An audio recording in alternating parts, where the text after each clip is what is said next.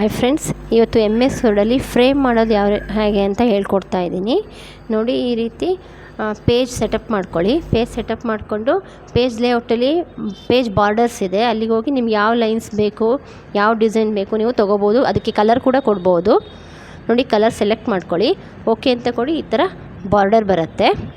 Next ಇನ್ನೂ border design ಮಾಡಬೇಕು ನೀವು ಅಂತಂದರೆ ಇನ್ಸರ್ಟಲ್ಲಿ ಶೇಪ್ಸ್ಗೆ ಹೋಗಿ ನಿಮ್ಗೆ ಯಾವ ಶೇಪ್ಸ್ ಶೂಟೇಬಲ್ ಆಗುತ್ತೆ ಅದನ್ನು ತೊಗೊಂಡ್ಬಿಟ್ಟು ಶೇಪ್ಸ್ ನೀಟಾಗಿ ಅರೇಂಜ್ ಮಾಡ್ಕೋಬೋದು.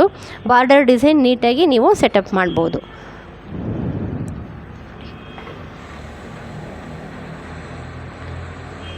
ನೋಡಿ, ತೊಗೊಳ್ಳಿ. ಟ್ರಯಾಂಗಲ್ ತೊಗೊಳ್ತಾ ಇದ್ದೀನಿ ನಾನೀಗ.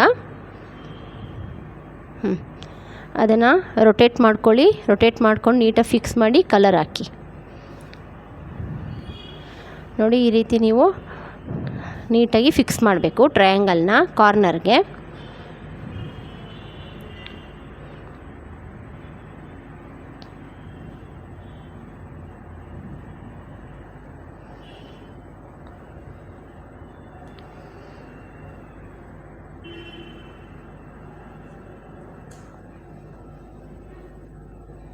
ಈ ರೀತಿ ನೀಟಾಗಿ ಫಿಕ್ಸ್ ಮಾಡ್ಕೊಳ್ಳಿ.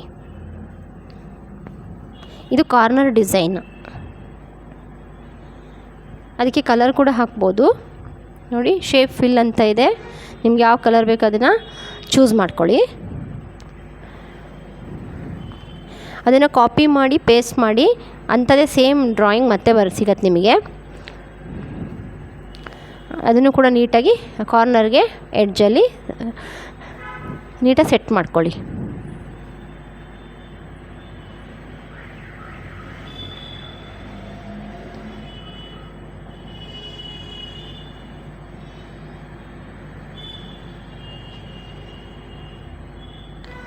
ಈ ರೀತಿ ನೀವು ನೀಟಾಗಿ ಕಾರ್ನರ್ ಡಿಸೈನು ಈ ಥರ ಫ್ರೇಮು ಡಿಸೈನಾಗಿ ವೆರೈಟಿಯಾಗಿ ನೀವು ರೆಡಿ ಮಾಡ್ಬೋದು.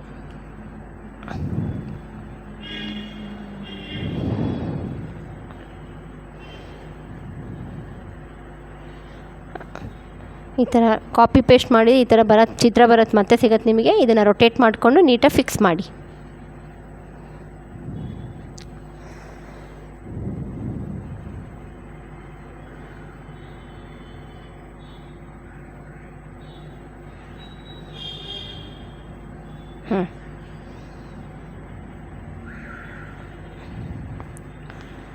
ಇನ್ನೊಂದು ಕಾರ್ನರ್ ಇದೆ, ಮತ್ತೆ ಪೇಸ್ಟ್ ಮಾಡ್ಕೊಳ್ಳಿ. ಒಂದ್ಸಲ ಕಾಪಿ ಆದರೆ ನೀವು ಎಷ್ಟು ಸಲ ಪೇಸ್ಟ್ ಮಾಡ್ಕೋಬೋದು. ಅದನ್ನು ರೊಟೇಟ್ ಮಾಡ್ಕೊಳ್ಳಿ. ಟ್ರಯಾಂಗಲ್ನ ಕಾರ್ನರ್ಗೆ ನೀಟಾಗಿ ಸೆಟ್ ಮಾಡಿ.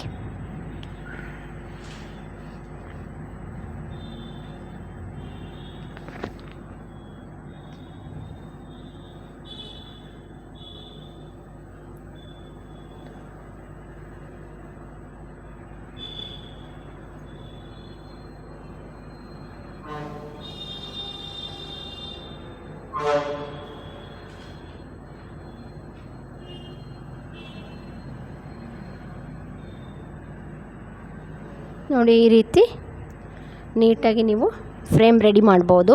ಇದರೊಳಗೆ ನೀವು ಬೇಕು ಅಂದರೆ ಸರ್ಟಿಫಿಕೇಟ್ ಅಂತ ಟೈಪ್ ಮಾಡ್ಬೋದು ಕೂಡ. ರೆಕ್ಟ್ಯಾಂಗಲ್ ತೊಗೊಂಡ್ಬಿಟ್ಟು ಇನ್ಸರ್ಟಲ್ಲಿ ಶೇಪ್ಸಲ್ಲಿ ರೆಕ್ಟ್ಯಾಂಗಲ್ ತೊಗೊಂಡು ಈ ರೀತಿ ನೀಟಾಗಿ ನೀವು ಸೆಟ್ ಮಾಡ್ಬೋದು.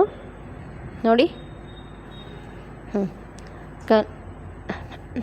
ಈ ರೀತಿ ನೀವು ಟೈಪ್ ಮಾಡಿಕೊಂಡು